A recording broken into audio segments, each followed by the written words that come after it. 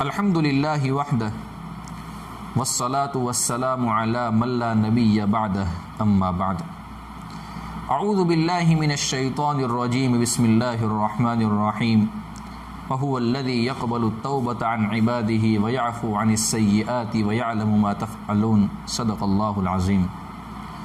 معزز سامعین، ہمیں اللہ تبارک و تعالیٰ کی ذات کے ساتھ، اللہ کے کرم کے ساتھ، اللہ کی رحمت کے ساتھ کبھی بھی بدگمان نہیں ہونا چاہیے۔ اللہ کی ذات، اللہ کے کرم، اللہ کی رحمت سے ہمیشہ ہم اچھا گمان رکھیں، امید مکمل رکھیں۔ اپنے اعمال سے زیادہ اللہ تبارک و تعالیٰ کی رحمت سے ہم امید رکھیں، اور یاد رکھیں اللہ تبارک و تعالیٰ اپنے بندے کے ساتھ وہی معاملہ فرماتے ہیں جیسا بندہ اپنے اللہ کے ساتھ گمان رکھتا ہے۔ ہمارا گمان اچھا ہوگا میرے دوستوں تو اللہ تبارک و تعالیٰ کا معاملہ بھی ہمارے ساتھ بہترین ہی ہوگا۔ شیطان کے حملوں کو سمجھنا یہ بہت ضروری ہے۔ شیطان ہمارے ساتھ ایک دھوکہ کرتا ہے۔ وہ کیا کرتا ہے کہ ہمیں اول تو گناہوں کے اندر مبتلا رکھتا ہے، توبہ کی طرف آنے نہیں دیتا ہے، دین کی طرف آنے نہیں دیتا ہے، اللہ کی طرف آنے نہیں دیتا ہے۔ بندہ جب اس کی بات کو نہ مان کر گناہ تو کر لیتا ہے لیکن توبہ بھی کرتا رہتا ہے، اس کی بات میں پہلے آ جاتا ہے، وہ گناہ کر لیتا ہے، اس کے بعد توبہ کرتا ہے، گناہ کرتا ہے، توبہ کرتا ہے، گناہ کرتا ہے، توبہ کرتا ہے، تو شیطان ایک حملہ مزید کرتا ہے۔ وہ کیا کہتا ہے کہ دیکھو تم گناہ کرتے ہو، تمہیں شرم نہیں آتی ہے، تم گناہ کرنے کے بعد کتنی مرتبہ تم توبہ توڑ دیتے ہو، ایک مرتبہ توبہ توڑ دی، دو مرتبہ توبہ توڑ دی، تین مرتبہ آپ نے توبہ توڑ دی، کتنی مرتبہ آپ توبہ توڑوں گے؟ تمہیں اللہ تبارک و تعالیٰ سے اس طریقے سے نہیں کرنا چاہیے، تمہیں اللہ کے سامنے کیے ہوئے وعدوں کو بار بار نہیں توڑنا چاہیے۔ ایسے موقع پر بندہ ہار جاتا ہے، شیطان کے سامنے ہتھیار ڈال دیتا ہے، اور بندہ یوں سوچتا ہے کہ اب توبہ کرنے کا فائدہ کیا ہے، چونکہ میری توبہ تو بار بار ٹوٹ رہی ہے، ایسی توبہ کا فائدہ کیا ہے، ایسی توبہ مجھے تھوڑی نجات دے گی۔ میرے دوستو یاد رکھنا، یہ ایسا وار ہے، یہ ایسا وار ہے کہ انسان کو ہمیشہ ہمیش کے لیے شیطان توبہ سے محروم کر لیتا ہے، بندہ محروم ہو جاتا ہے، پھر وہ توبہ کی طرف نہیں آتا ہے۔ بار بار میرے دوستو ہم توبہ کریں، ایک دن میں اگر 70 دفعہ بھی اگر ہماری توبہ ٹوٹ جاتی ہے تو 70 مرتبہ ہم اللہ تبارک و تعالیٰ کے سامنے سچی توبہ کرے، توبۃ نصوحہ کرے، اللہ تبارک و تعالیٰ کی ذات، اللہ کے کرم، اللہ کی رحمت سے ہمیشہ گمان اچھا رکھیں۔ دیکھو میں ایک واقعہ آپ کو سناتا ہوں کہ جو بندہ اللہ کی ذات کے ساتھ گمان اچھا رکھتا ہے اور گناہوں کے اوپر ندامت بھی ہوتی ہے، زندگی اس کی نافرمانی میں گزر جاتی ہے، لیکن اللہ اس کے ساتھ معاملہ کیا فرماتے ہیں۔ ایک بزرگ ہیں، ان کا نام ہے ابو غالب رحمۃ اللہ علیہ، یہ تابعی ہیں۔ وہ فرماتے ہیں کہ ملک شام میں حضرت ابو امامہ رضی اللہ تعالیٰ عنہ جو صحابی رسول ہیں وہ رہا کرتے تھے۔ میں ان کے پاس اکثر آتا جاتا تھا، حضرت کی خدمت میں رہتا تھا۔ ایک مرتبہ حضرت ابو امامہ رضی اللہ تعالیٰ عنہ کا ایک پڑوسی تھا، وہ بیمار ہو گیا، نوجوان تھا لیکن اس نے اپنی جوانی گناہوں میں گزار دی تھی، اس نے کچھ خاص نیک عمل نہیں کیے تھے، کچھ نیک اعمال نہیں کیے تھے، اس نے بہت زیادہ نیکی کی طرف توجہ نہیں دی تھی۔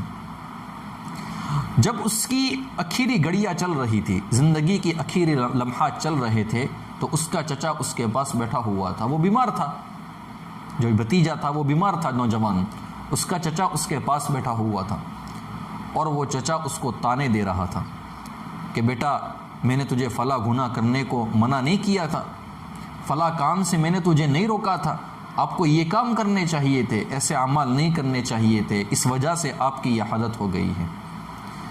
تو وہ نوجوان پہلے تو سنتا رہا، اس کے بعد اپنی چچا کی طرف متوجہ ہوا اور چچا کو کہتا ہے کہ چچا مجھے ایک بات بتاؤ، اگر اللہ تبارک و تعالیٰ میری جنت اور جہنم کا فیصلہ میری والدہ اور میری ماں کے حوالے کر دے تو میری ماں میرے گناہوں کے باوجود میرے حق میں کیا فیصلہ کرے گی؟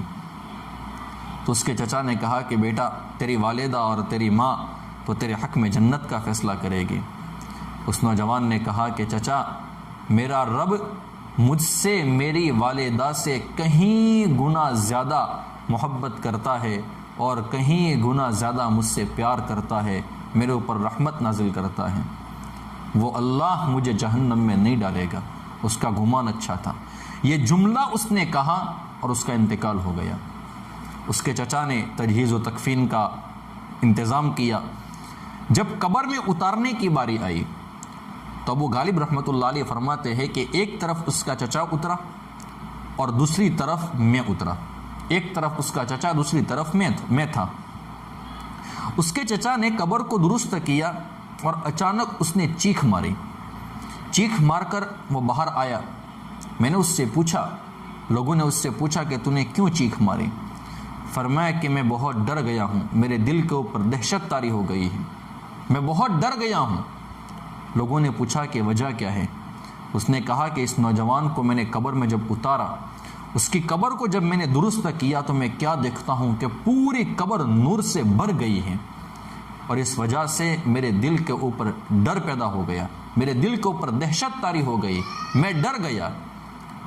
تو میرے دوستو، کہنے کا مطلب یہ ہے کہ دیکھو یہ نوجوان تھا، زندگی گناہوں میں گزار دی، لیکن اللہ کے کرم کے ساتھ، اللہ کی رحمت کے ساتھ اس کا گمان اچھا تھا، تو اللہ تبارک و تعالیٰ نے لوگوں کو بھی بتا دیا کہ میں نے اس بندے کو معاف فرما لیا ہے اور قبر کو اس کے نور سے بھر دیا۔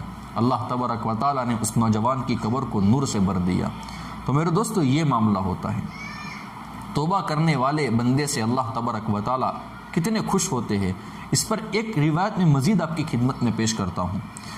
یہ روایت ریاض الصالحین کے اندر امام نووی رحمۃ اللہ علیہ نے نقل فرمائی ہے۔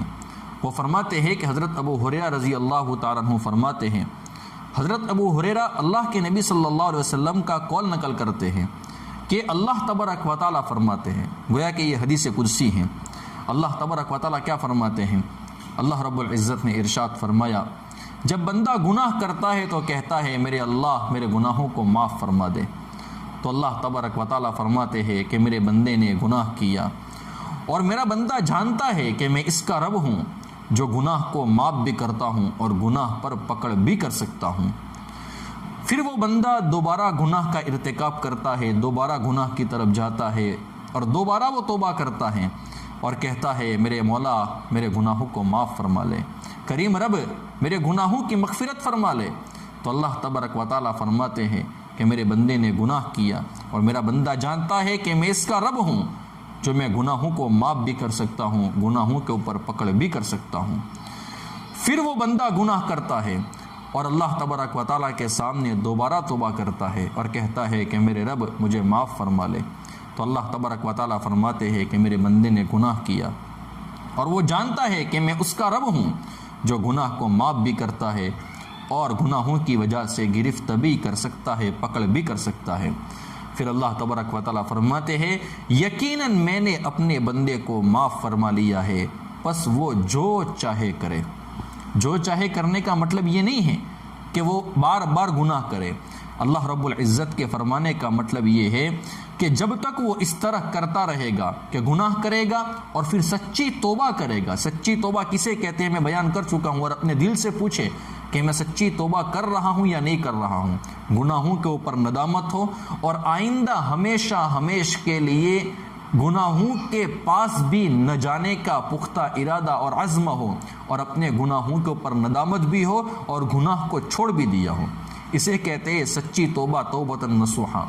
جب بندہ بار بار اس طریقے سے کرے گا، شیطان نے گناہ میں مبتلا کر دیا، نفس نے اس کو بہکا دیا اور بندہ دوبارہ توبہ کی طرف آ گیا، تو اللہ تبارک و تعالیٰ فرماتے ہیں، اللہ تبارک و تعالیٰ کے فرمانے کا مطلب یہ ہے کہ جتنی مرتبہ وہ میرے پاس آئے گا میں ہر مرتبہ اس کو معاف کرتا رہوں گا، کرتا رہوں گا، کرتا رہوں گا۔ کیسا پیارا رب ہے، کیسا کریم رب ہے میرے دوستو ہمارا۔ اور اسی رب نے قرآن کریم میں ارشاد فرمایا ہے، قرآن کریم پارہ نمبر 25 میں سورۃ الشورى میں وَهُوَ الَّذِي يَقْبَلُ التَّوْبَةَ عَنْ عِبَادِهِ وَيَعْفُو عَنِ السَّيِّئَاتِ وَيَعْلَمُ مَا تَفْعَلُونَ۔ اللہ تبارک و تعالیٰ فرماتے ہیں کہ میں تو وہ ذات ہوں کہ جو اپنے بندے کی گناہوں کو، اپنے بندے کے گناہوں کو معاف کر لیتا ہوں۔ میں تو وہ ہوں کہ میں اپنے بندے کی توبہ کا انتظار کرتا ہوں، میرے بندے کی توبہ کو میں قبول کر لیتا ہوں۔ وَيَعْفُو عَنِ السَّيِّئَاتِ اور میں گناہوں کو مٹا دیتا ہوں، معاف کر لیتا ہوں۔ وَيَعْلَمُ وَهُوَ الَّذِي يَقْبَلُ التَّوْبَةَ عَنْ عِبَادِهِ وَيَعْفُو عَنِ السَّيِّئَاتِ وَيَعْلَمُ مَا تَفْعَلُونَ اور اللہ تبارک و تعالیٰ فرماتے ہیں کہ میں وہ ہوں جو تم کرتے ہو وہ سب کچھ میں جانتا ہوں۔ میرے دوستو، ہمارا رب ہماری توبہ کو قبول بھی کرتا ہے۔ قرآن کریم میں اعلان کر رہا ہے